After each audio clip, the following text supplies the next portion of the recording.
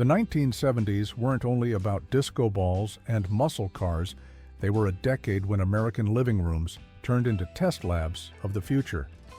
From clunky boxes that played Magic Tennis to pocket-sized TVs you could sneak under the covers, these gadgets changed how families laughed, learned, and dreamed. Some lasted, most vanished, but their genius remains unforgettable. Number 1. Magnavox Odyssey, 1972. I still remember when a neighbor rolled in the Magnavox Odyssey.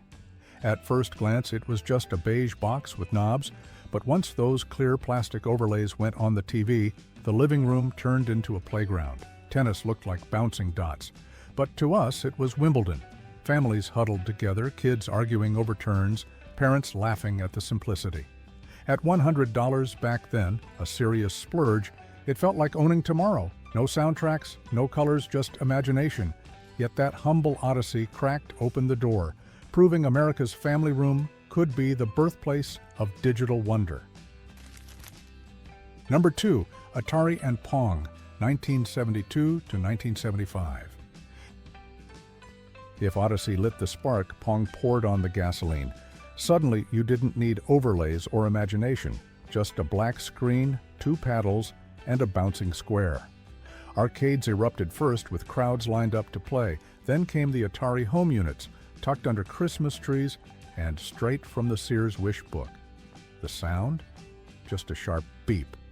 But that was enough to ignite hours of rivalry. Dad versus son, brother against brother. Every point felt epic. For under $100, Pong brought competitive fun into ordinary homes, proving simple ideas could transform family nights forever. Number 3. Panasonic TR001 Pocket TV, 1970. Back when televisions were hulking furniture, the Panasonic TR001 looked like a gadget from science fiction. Just a 1-inch black and white screen powered by integrated circuits, no more waiting for glowing tubes to warm up. It slipped into your hand like a tiny window to the world. Kids begged to sneak cartoons under the blankets, while dads showed it off at picnics or in the garage during ball games. The battery drained quickly, the picture was grainy, yet it carried magic. Television had finally broken free from the living room. For many, it was the first taste of portable entertainment. Number 4. Sears walkie-talkies. Christmas mornings often revealed those chunky green Sears walkie-talkies wrapped in shiny paper. Their range barely stretched past a neighbor's fence, and static often drowned out voices. But to a child, pressing that talk button was pure power. Suddenly the backyard became a battlefield or spy mission, complete with whispered codes. They weren't practical, but they gave kids the thrill of independence. Long before cell phones, these little radios let us feel connected on our own terms. No parents, no wires, just childhood adventure carried on crackling airwaves. Number 5. LED pocket calculators. By the mid-70s, pocket calculators with glowing red LED numbers felt like miracles.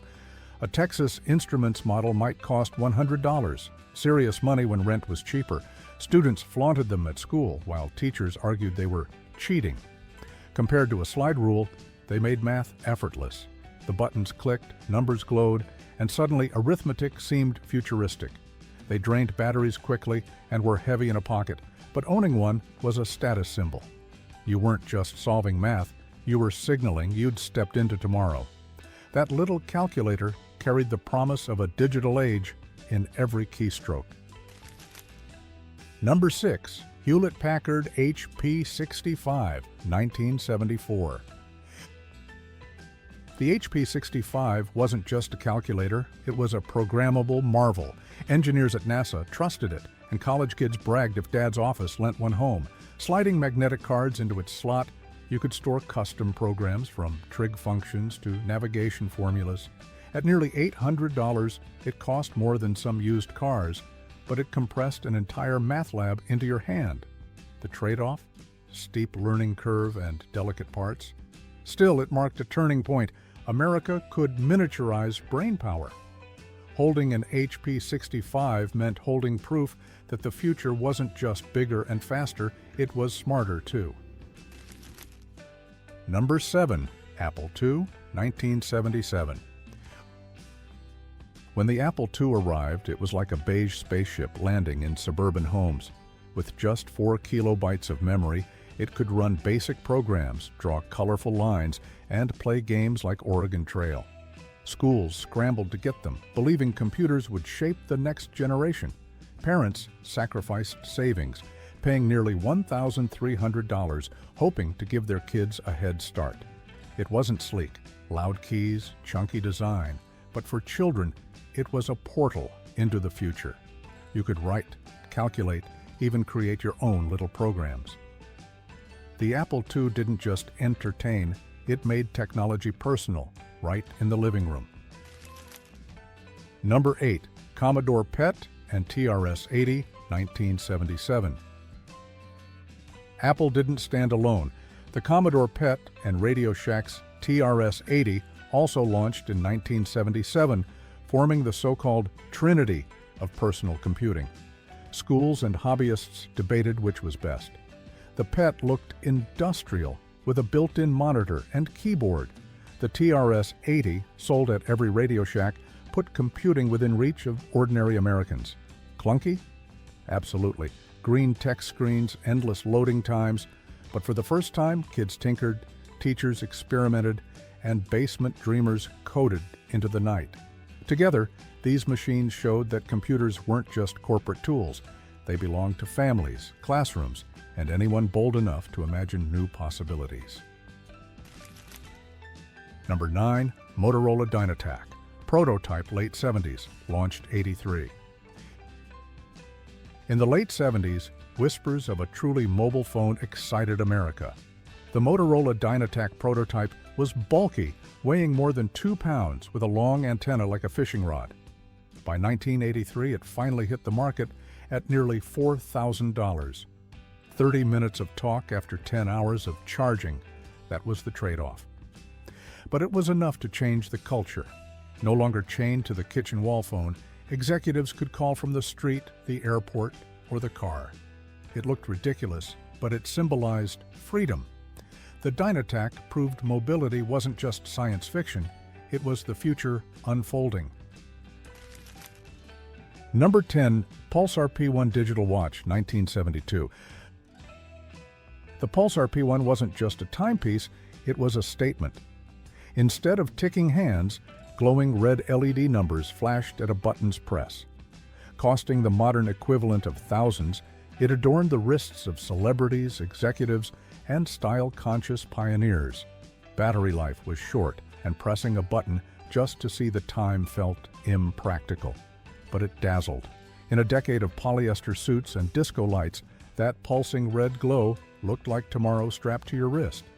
Kids who couldn't afford one settled for cheaper knockoffs, but everyone knew owning a Pulsar meant you were living in the future. Number 11. Radio Shack Gadgets. Walking into Radio Shack in the 70s felt like stepping into the future. The smell of solder, the hum of displays, rows of electronic kits. This was where young dreamers cut their teeth. Pocket cassette recorders, hobby computers, and build-it-yourself radios filled the shelves. Parents rolled their eyes, but kids saw possibility. For a few dollars, you could buy a kit that made lights blink or voices record. Many future engineers and programmers admit their journey started here, hunched over a workbench. Radio Shack wasn't glamorous, but it put technology within reach of everyday Americans, sparking lifelong passions. Number 12. Dustbuster, 1979. When the Dustbuster arrived, it looked like a sci-fi prop. Black & Decker promised cordless freedom, and for once the ads delivered, at least partly. No more dragging a Hoover across stairs or into the car. Moms loved it for crumbs on couches. Dad showed it off like a toy from Star Trek. The trade-off? Weak suction and batteries that faded after minutes. Still, families embraced it. It was cheap enough to own, sleek enough to brag about, and practical enough to change routines. The Dustbuster proved housework could evolve, and for a brief moment, even feel futuristic. Number 13, cassette recorders and boomboxes. Cassettes transformed how America listened to music. Small and portable, they let kids tape songs straight off the radio or swap mixtapes with friends. Families recorded birthdays and Christmas mornings, hearing voices long after the moment passed. By the late 70s, boomboxes made streets and dorm rooms throb with bass. A personal concert wherever you stood. Compared to fragile vinyl, cassettes felt durable, though tapes tangled and batteries drained fast. The charm was independence. Your music, your way, in your pocket or on your shoulder. For the first time, sound truly traveled with you, shaping memories on the go. Number 14, Polaroid instant cameras. Nothing captured the spirit of the 70s like a Polaroid. At parties or family cookouts, someone would snap a picture, and everyone leaned in to watch the white square slowly reveal faces. Kids shook the prints, parents tucked them into scrapbooks.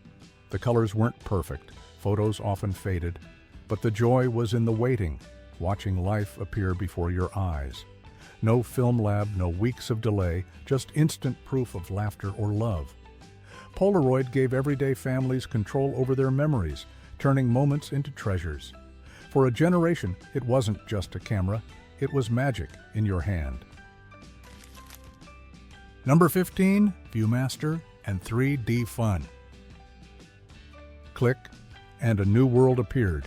The Viewmaster transported kids to the Grand Canyon, Disneyland, even Apollo missions, all in 3D from a bedroom floor. Cheap reels came with cartoons, travel scenes, and historic events, sparking curiosity long before the internet. The plastic viewer felt simple, yet the sense of wonder was profound. Parents saw it as a toy, but to children, it was a passport. Each reel was a journey, each click a doorway. Compared to today's virtual reality, it was primitive, but for kids of the 70s, it proved imagination didn't need wires, just a little sunlight. The gadgets of the 1970s weren't perfect. Many were heavy, costly, or short-lived, but they carried a spark of bold imagination.